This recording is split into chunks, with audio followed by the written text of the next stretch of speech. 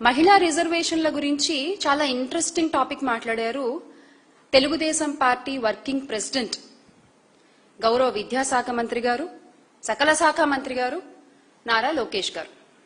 ఆయన ఏమంటారంటే మహిళలకు 33% సీట్లు ఇస్తాం అంటూ లోకేష్ గారు ప్రకటన చేశారన్నమాట. ఈ ప్రకటన కూడా ఒక డైవర్షన్ ప్రకటనే.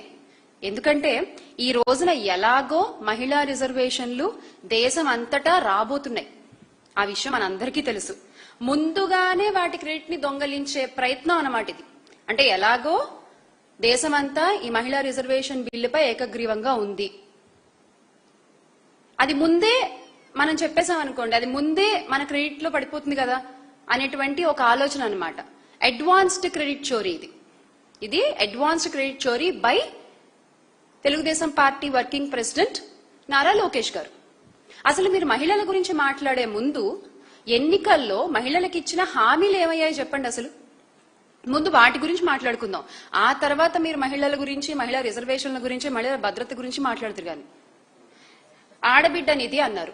18 నుండి 59 ఏళ్ల వయసున్న మహిళలకి ప్రతి నెల 1500 రూపాయలు ఇస్తాము అన్నారు. 2 ఏళ్లు అయింది. 3 బడ్జెట్లు ప్రవేశపెట్టారు. ఇచ్చింది మాత్రం గుండు సున్నా. ఇచ్చింది గుండు సున్నా. ఇక గ్యాస్ సిలిండర్లు అన్నారు. సంవత్సరానికి 3 సిలిండర్లు అన్నారు. 2 ఏళ్లు అయింది. 6 సిలిండర్లు రావాలి. ఇచ్చింది 1 లేదా 2. ఇక ఫ్రీ బస్సు.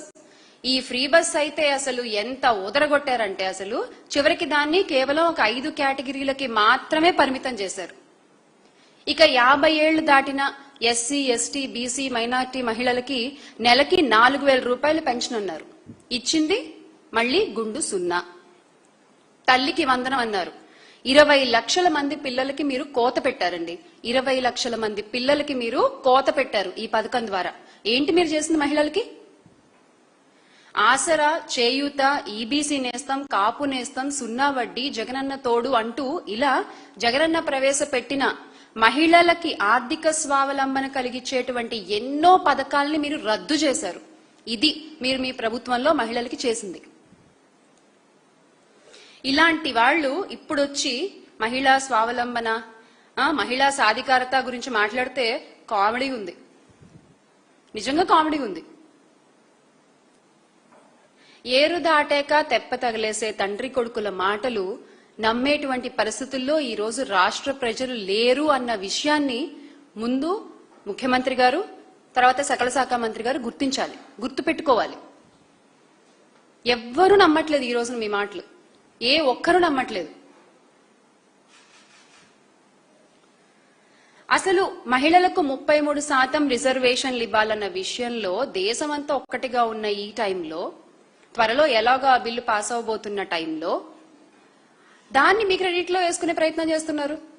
అసలు నిజంగా మహిళలకు 33% రిజర్వేషన్ అన్నప్పుడు అందరికంటే ముందుగా దాన్ని ఒప్పుకుంది, దాన్ని అంగీకరించింది, దాని పాలనలో ఆచరణలో చేసి చూపించింది మా party. This is the all time record. Independence తర్వాత మన దేశంలో ఎప్పుడు ఇలా జరగలేదు. This is the first time. Jaganmohan Reddy గారి నాయకత్వంలో సచివాలయ ఉద్యోగుల్ని అక్టోబర్ 2, నేను డేట్ కూడా చెప్తున్నాను, అక్టోబర్ 2, 2019 1,20,000 ఉద్యోగాలు రిక్రూట్ చేసిన ఘనత జగన్మోహన్ రెడ్డి గారిదైతే, మీరు ప్రభుత్వంలోకి వచ్చిన తర్వాత, మీరు అధికారంలోకి వచ్చిన తర్వాత ఈ 2 ఏళ్లలో 100 మంది సచివాలయ ఉద్యోగులు ఆత్మహత్యలు చేసుకున్నారు. యువకులు వాళ్ళందరూ కూడా, ది యంగ్ జనరేషన్. దానికి కారకులు ఎవరు? మీరు కాదా? దీన్ని బట్టి అర్థం కావట్లేదా ఎవరివి హత్య రాజకీయాలు, ఎవరిది గొడ్డలి పార్టీ అని?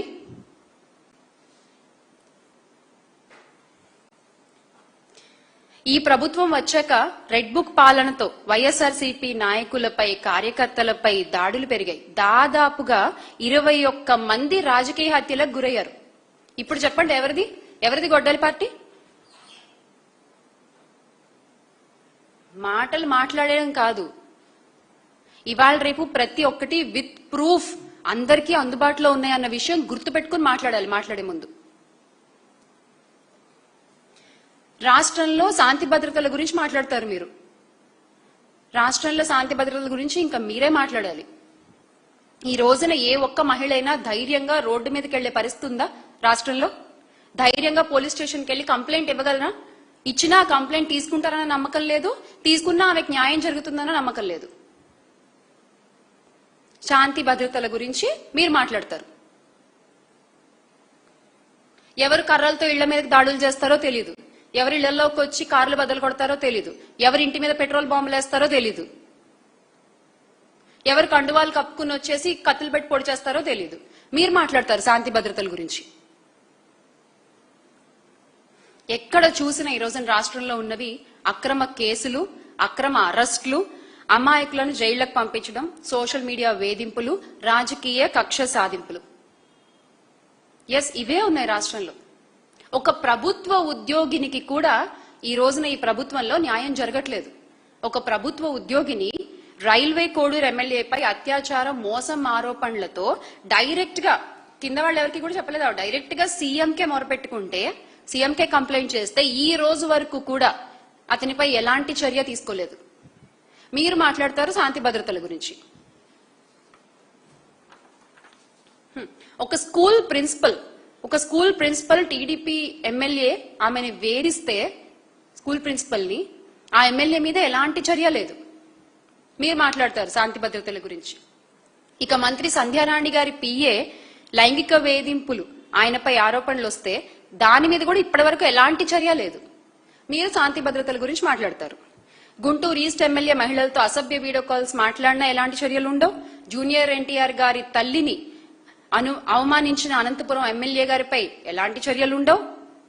మరి మహిళల గౌరవం గురించి మాట్లాడే అర్హత మీకెక్కడిది అని అడుగుతున్నాం మేము.